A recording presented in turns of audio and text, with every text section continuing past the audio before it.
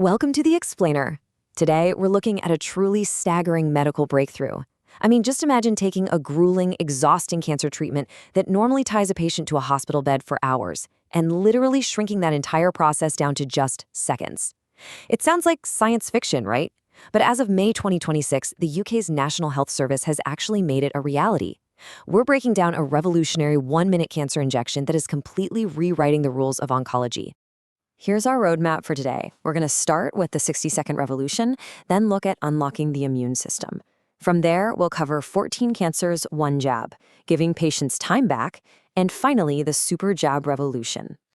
Let's jump into Section 1, the 60-second revolution, redefining cancer care time. Okay, let's dive right into this, because the shift in time and convenience we're talking about here is absolutely night and day. The old way of administering this therapy, it involved an intravenous or IV infusion. That meant a patient had to come into the clinic, get hooked up to a drip, and just sit there for up to 2 hours per session. And that's not even mentioning the complex sterile prep the hospital pharmacy teams had to do just to get the IV ready. But the new way? We're talking about a subcutaneous injection. That just means it goes right under the skin, usually into the fatty tissue of the abdomen or thigh. It comes in a pre-filled syringe, completely ready for immediate use. No complex prep, it literally takes 60 seconds. You could spend more time just looking for your keys. You're cutting the administration time down by 90%, so an entire morning or afternoon lost in a hospital ward is now reduced to a single minute. Section 2. Unlocking the immune system. Cellular-level mechanics. So, what exactly is inside this miraculous one-minute jab? Well, to understand that, we need to zoom into the microscopic level. The drug we're talking about is Pembrolizumab, which you might know by its brand name, Keytruda.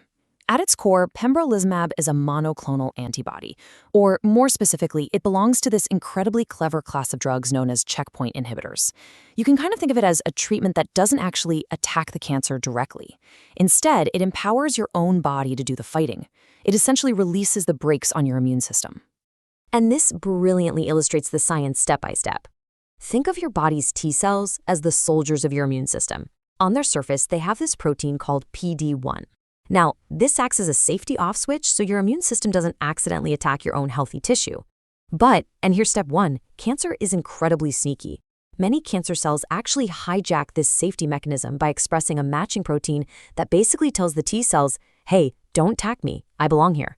Then, step 2, pembrolizumab enters the picture and physically blocks that PD-1 off switch.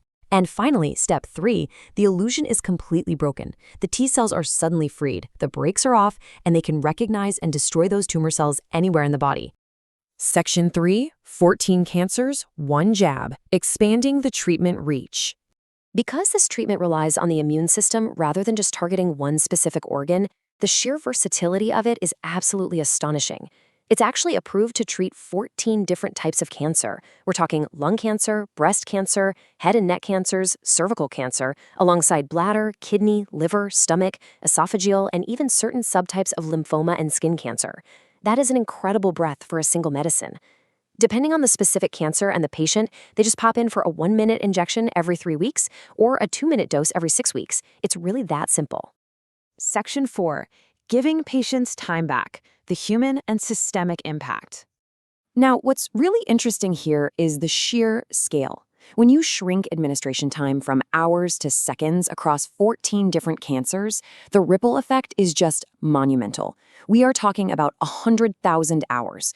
By transitioning to this injectable form, the NHS estimates it's going to save over 100,000 hours of preparation and treatment time every single year. To put that into perspective, if you string that all together, it's roughly 11 entire years of clinic time given back to the healthcare system annually. No way, right? And that time isn't just evaporating into thin air. It's actively being repurposed to save lives. In England alone, about 14,000 patients start pembrolizumab therapy every single year. James Richardson, the National Specialty Advisor for Cancer Drugs at NHS England, hit the nail on the head when he described this as a true win-win innovation. And it makes perfect sense, doesn't it? Patients spend way less time tethered to a hospital chair, and clinical teams suddenly have the vital capacity to see and treat more people who are desperately waiting for care.